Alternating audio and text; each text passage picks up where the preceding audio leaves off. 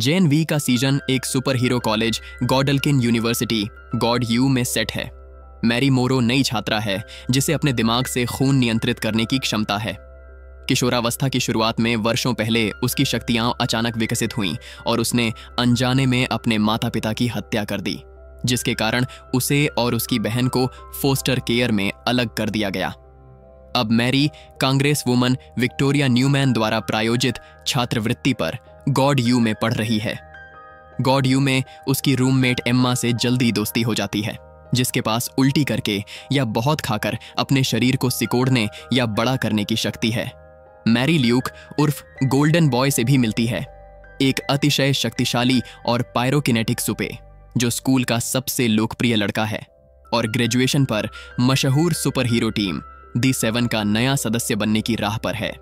Luke का सबसे अच्छा दोस्त आंद्रे है जो चुंबकत्व नियंत्रित कर सकता है, और उसकी गर्लफ्रेंड केट है जो स्पर्श से दिमागों पर नियंत्रण कर सकती है, और जॉर्डन है एक जेंडर शिफ्टर जो अपने स्त्री रूप में ऊर्जा विस्फोट दाग सकती है और पुरुष रूप में अभेद्य है। दुर्भाग्य से जैसे ही मैरी नए स्कूल में ढलती है, ल्यूक अचानक मानसिक टूटन का शिकार होता दिखता है, अपने मेंटर को मार देता है, फिर आकाश में उड़कर फट जाता है। उसके सभी दोस्त इस सदमे में उसकी मौत की पड़ताल शुरू करते हैं। जांच के दौरान मैरी को जॉर्डन के प्रति भावनाएं विकसित होती हैं, जबकि छात्र रूफस उसे परेशान करता है और वह अंततः अपनी शक्तियों से उसके जननांगों को उड़ा देती है। एम्मा सहपाठी जस्टीन एक सोशल मीडिया इन्फ्लुएंसर का निशाना बनती है जो उसे ऑनलाइन उपहास का पात्र बनाती है। उधर आंद्रे और केट का गुप्त संबंध उजागर होता है, जिस पर दोनों को दिवंगत ल्यूक से अपने प्यार के कारण अपराध बोध होता है। आंद्रे पर उसके पिता पोलैरिटी समरूप चुंबकत्व शक्तियों वाले सुपर हीरो का दबाव भी है, जो चाहता है कि उसका बेटा उसे पार कर विश्वविख्यात नायक बने और द 7 में जगह पाए। पोलैरिटी पर वर्षों का तनाव और शक्तियों के अत्यधिक उपयोग से उसे दौरे पड़ने लगते हैं।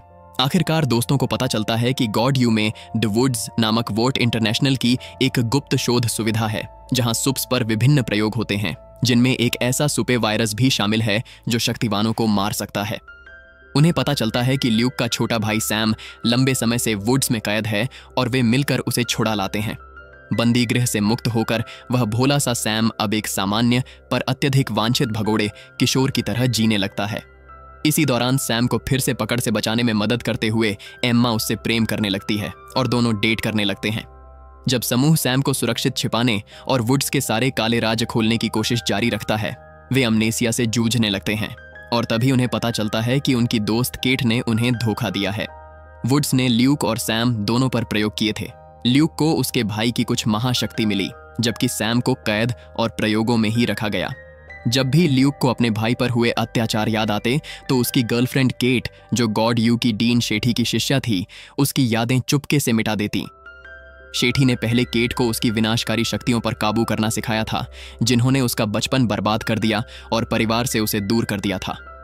हर बार की मेमोरी वाइप से ल्यूक का दिमाग और टूटता गया, वह अस्थिर होता गया और अंततः उसके विस्फोट और मौत तक बात पहुंची।